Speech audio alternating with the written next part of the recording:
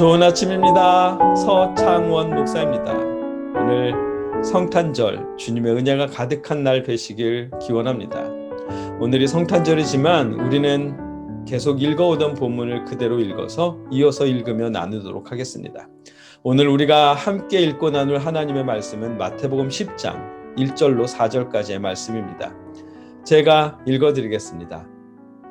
예수께서 그의 12제자를 부르사 더러운 귀신을 쫓아내며 모든 병과 모든 약한 것을 고치는 권능을 주시니라. 12사도의 이름은 이러하니 베드로라 하는 시몬을 비롯하여 그의 형제 안드레와 세베대의 아들 야고보와 그의 형제 요한, 빌립과 바돌로메 도마와 세리마테 알페오의 아들 야고보와 다데오, 가나나인 시몬 및 가룟 유다 곧 예수를 판 자라. 아멘. 오늘 말씀은 예수님의 제자들을 소개시켜주고 있습니다.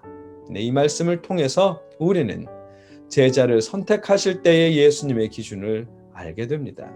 예수님은 제자들을 선택하실 때 주님이 주신 권능과 천국 복음에 의해 길 잃은 하나님의 어린 양들이 위로받기를 원하셨습니다.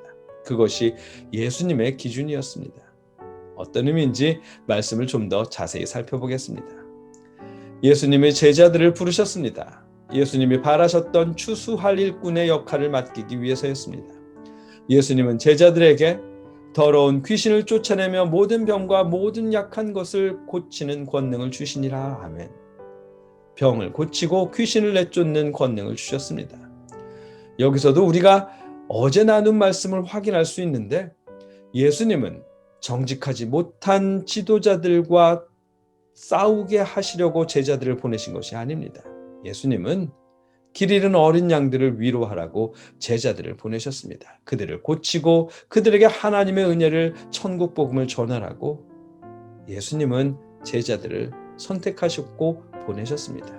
그것이 추수할 일꾼들, 보내심을 받은 일꾼들이 해야 할 일이기 때문입니다. 본문은 이어서 12제자의 이름을 말해줍니다. 예수님의 제자는 사실 12명보다 더 많습니다. 누가복음 10장 1절만 보아도 알 수 있는데 이후에 주께서 달리 70인을 세우사 친히 가시려는 각동 각처로 둘씩 앞서 보내시며. 아멘. 그럼에도 12사도만을 기록하는 것은 그들에게 대표성을 두는 것입니다. 12명의 제자가 이스라엘의 12지파를 상징하기도 하고 12명의 사도로 인해 초대교회가 완전한 이스라엘의 상징이 되기도 합니다. 그런데 이런 귀한 상징성을 갖게 되고 귀신을 내쫓는 권능을 받은 무엇보다 추수할 일꾼으로 보내기 위해 선택하신 12제자의 직업을 보면 어떤 의미로 놀랍습니다. 베드로와 안드레, 야고보와 요한은 어부였습니다. 마태는 세리였고 열심당원인 시몬도 또 갸롯인 배신자인 유다까지 골고루 뽑으셨습니다. 여기서 열심당을 잠깐 짚고 넘어가면 열심당은 독립을 꿈꾸는 유대 민족주의자이며 그리고 로마에 대한 증오가 불타오르는 그런 집단이었습니다. 4절에 있는 가나나인이 그런 의미입니다. 새 번역에는 열심당이라고 번역하였고 공동 번역은 가나안인이라고 번역되어 있어서 가나안이라는 지명을 떠올리기 십상인데 전혀 관계없는 단어입니다. 열심당이라는 뜻을 가진 아람어 카난에서 나온 단어이기 때문입니다. 예수님은 그런 사람들을 제자로 선택하셨습니다. 일반적이지 않습니다. 예수님은 메시아로 오셨습니다. 뭔가 더 거창해야 될 것 같은데 예수님 시대에 상류층이라고 말할 수 없는 어부, 죄인이라고 일컬음받는 세리, 로마를 증오하는 열심당, 배신자로 구성된 제자들을 선택하셨습니다. 세상을 구원할 메시아의 제자로 뭔가 조금은 부족하다는 느낌이 듭니다. 요즘 시대도 목사님들이 목사 가운 대신 팔뚝의 줄, 여기 팔뚝의 줄 3개 있는 그런 가운을, 박사 가운을 입고 강단에 서는 게 유행이잖아요. 박사 학위가 있는 목사님이 전해야 말씀에 더 권위가 서는 것인지 아니면 더 옳은 메시지가 되는 것인지 더 논리적인 메시지가 되는 것인지는 잘 모르겠지만 분명히 알 수 있는 것은 제자를 선택하실 때 예수님의 기준과는 분명히 다르다는 사실입니다. 예수님이 만일 오늘날도 본문에서 나온 것처럼 행동하신다면 글쎄요,